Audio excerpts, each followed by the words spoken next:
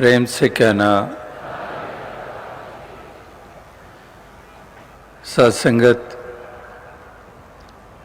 67वें संत समागम के दूसरे रोज भी पहले दिन की तरह पूर्ण आनंदमय वातावरण बना हुआ है। एक एक पल हमें आनंदित कर रहा है। दर्शनों से, अमोलक वचनों को जो हमने श्रवण किया, उनसे हृदय की एक एक तरंग भक्ति में डूबी हुई, जिसके कारण जीवन में आनंद आता है। यही भाव से युक्त आप मिलजुल कर इन घड़ियों को मुबारक बना रहे हैं। घड़ियां, लम्हे, पल तो वो तो समय जिसको हम कहते हैं, वो अपनी रफ्तार से चलता चला जाता है। लेकिन उन्हीं घड़ियों और उन्हीं लम्हों को मुबारक बनाया जा सकता है जब हम अपने हृदय के भाव भक्ति वाले बना लेते हैं। जब हमारे हृदय में समर्पण भाव हो जाता है, जब हम इसी के एहसास में डूब जाते हैं, और फिर वो घड़ियां और लम्हे, वो पल क्षण जो बीतते हैं, वो सुंदर होते हैं। कई दफा दास ने दोहराया कि जब ये नई सदी का आगमन हुआ, जब सन 2000 में हमने प्रवेश किया, 1999 के बाद जब ईयर 2000 चढ़ा, तो उस वक्त एक स्लोगन इसी मिशन के मंच से दिया गया कि युग सुंदर, सदियां सुंदर, हर पल सुंदर, गर मानव जीवन हो सुंदर। कि युगों और सदियों और पलों, लम्हों की सुंदरता, गर मानव जीवन हो सुंदर। जिन भावनाओं का जिक्र हो रहा है, वो भावनाएं हृदय में घर कर जाती हैं तो जीवन सुंदर बन जाता है। यानी कि घड़ियां, लम्हे, युग, सदियां, उनकी महत्ता मन की सुंदरता के कारण है। इसीलिए यहाँ पर इसी मन की सुंदरता के लिए, जो हमें असल में इंसानी स्वरूप प्रदान करता है, क्योंकि भाव ही तो हैं जो हमें इंसानी जामे में होते हुए शैतानियत के रास्ते पे चलाते हैं, हैवानियत के रास्ते पे चलाते हैं। ये हृदय के भाव ही होते हैं। ये हमारा अंधकारमयी, हमारी अंधकारमयी सोच ही होती है, जिसके कारण हम इस मानवीय जिस्म को भी कलंकित करते हैं, मानव जाति को कलंकित करते हैं।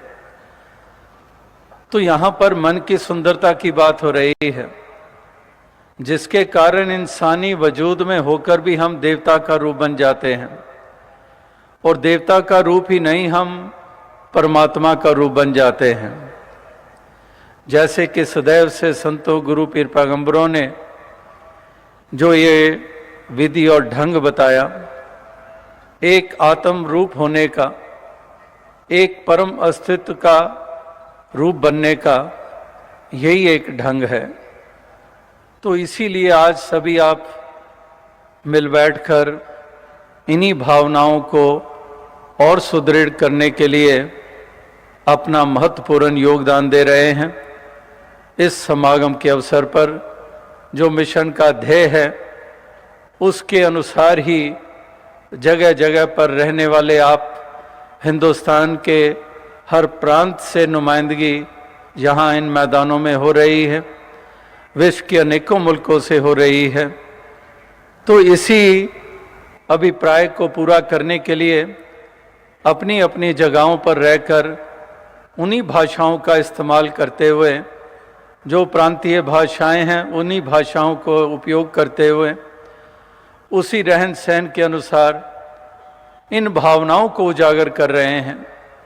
जैसे आपने ऐसे अमोलक वचन श्रवण किए जो हमें और जागृति प्रदान कर रहे थे, गीतों के रूप में, कविताओं के रूप में, व्याख्यान के रूप में, वो हमारा भी ध्यान इस तरफ ही दिला रहे थे कि भाषाएं, पहरावे, कल्चर, संस्कृतियां, ये बाहरी हमारे लिबास, हमारी शक्ल सूरतें, ये प्राइमरी नहीं है।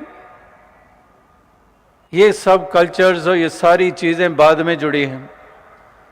जो मूल है, जो प्राइमरी है, वो वास्तविकता में हमारा एक असल रूप, एक मानव वाला, जिसमें आत्मा बसती है, आत्मा जो परमात्मा की अंश है, जो डिविनिटी, जो एक डिवाइन परमात्मा, ईश्वर निराकार, इसी की अंश आत्मा बसती है हर घट में। तो उसको मुख्य रखना, उसको मूल रूप में उजागर करना अपने जीवन में, तब वास्तविकता में हमारे जीवन का महत्व बनता है और हम एक सही इंसान कहलाने के हकदार बनते हैं। ये लोक और परलोक दोनों को संवारने वाले बन जाते हैं। इसीलिए मूल के साथ जुड़ने की सदैव से महापुरुषों, भक्तों ने ये बात की है। ये आत्मा कब से भटकी हुई, अपने मूल से आवागमन के बंधन में पड़ी हुई, अज्ञानता बरकरार रही। अज्ञानता बरकरार ना रहती तो इसका आवागमन का बंधन समाप्त हो गया होता, और जब जब भी समाप्त होता है इस अंधकार के मिटने से होता है, ज्ञान के उजाले से होता है, अपने असली रूप में स्थित होने से होता है। अगर आवागमन के बंधन चलते रहे, उसका कारण यही रहा, क्योंकि जो हमने बाहरी सिलसिलों को महत्ता दे दी, हमने अपने पहरावों को, अपनी भाषाओं को, अपने संस्कृतियों को और नाना प्रकार की दुनियावी सिलसिलों को विशेषताएं दी और उन्हीं तक सीमित रह गए। वही अपनी पहचानें बना ली, वही अपनी आइडेंटिटी बना ली, और जो मूल रूप में जो हमारी असल आइडेंटिटी थी उसमें हम स्थित नहीं हुए, उससे अनजान रहे, यानी कि आत्मा अनजान रही। तो इसीलिए इसके आवागमन के बंधन से इसको निजात ना मिली। जम जम मरे मरे फुन जम्मे, बहुत सजाए प्या देश लम्मे, कादर करीम ना जाना जे तो तिल पीड़े जो कहानियाँ। ये जन्मना मरना, ये इस आत्मा के साथ चलता चला गया। शरीर धारण, एक के बाद दूसरा, एक योनि के बाद दूसरी योनि, ये सिलसिला चलता चला गया।